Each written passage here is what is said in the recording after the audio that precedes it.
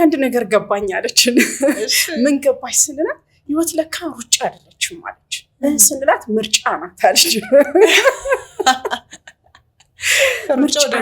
ከሩጫ ወደ ምርጫ ቀይር ያለው ትርጉም ይላልሽ። እንዲህ ስንላት በቃ መሮጥን መርጫው ነው የሮጥኩት። ሳልሮጥ መኖር እችላለሁ።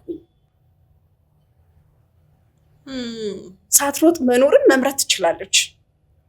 እያዳመጠች ራሷን ቀስ እያለች ስኬጁል እያደረገች ቦታው ላይ እያደረገች ፖዚቲቭ እያሰበች ስጋቷን ትታ አምና ሳትሮጥ እየመረጠች መኖር ትችላለች። የእውነት ህይወቷ ሽፍት ነው ያደረገው። በጣም ብዙ ትርጉሞቿን የቀየረችው ከዛ ተነስቶ ህይወት ትርጉሟ ከዛ እኔም ሰላም ሆንኩኝ፣ ቤቴም ሰላም ሆነ፣ ልጆቼም ሰላም ሆኑ ነው ያለችው። በጣም ትክክል። ስለዚህ ይሄ ሩጫችን ውስጥ የምናተርፈው ነገር ትንሽ ነው። የለም የምናተርፈው ምንጥለው ነገር ነው የሚበዛው። ግን ወላጆች ምን ሞቲቬት እያደረጋቸው ነው የሚሮጡት? እውነት ለመናገር እኮ መሮጥ እኮ የሚያስደስት አይደለም። አሁን እንዳልሽው ጠዋት እነሳለሁ፣ እሮጣለሁ፣ እንደዚህ አደርጋለሁ፣ ይሄን ስራ እሰራለሁ፣ ይሄን ይዤ ጨብጬ ትቼ ምናምን በጣም የሚመችም እኮ አይደለም እኮ። ብንረጋጋ ነው የምንመርጠው። ግን ምንድነው የኑሮ ኮምፒቲሽን ነው? የኑሮ ፉክክር ነው? ምንድነው እንደዚህ ከልክ በላይ እንድንሮጥ ያደረገን?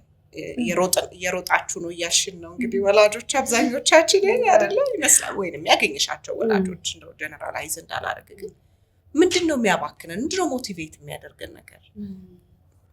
አዎ እኔ እዚህ ፖይንት ላይ የማየው ነገር ምንድነው የመጣንበት መንገድ አለ አይደል? ራሳችንን ቆመን ፈትሸነው አናውቅም።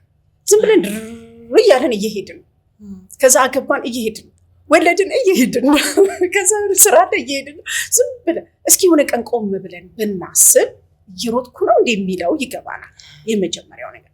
ሁለተኛ እንደ ማይንድ ሴታችን ራሱ በጣም ብዙ ነገርን የወሰድነው ዓለም አትሞላም፣ በጣም ብዙ ነገር ያስፈልገናል፣ ብዙ እንደዚህ ሲሆን እንደዛ፣ እንደዚህ ሲሆን እንደዛ ምናምን እያለን ካልኩሌት እያደረግን የደረደርናቸው ማይሞሉ ኒዶቻችን በጣም ብዙ ናቸው።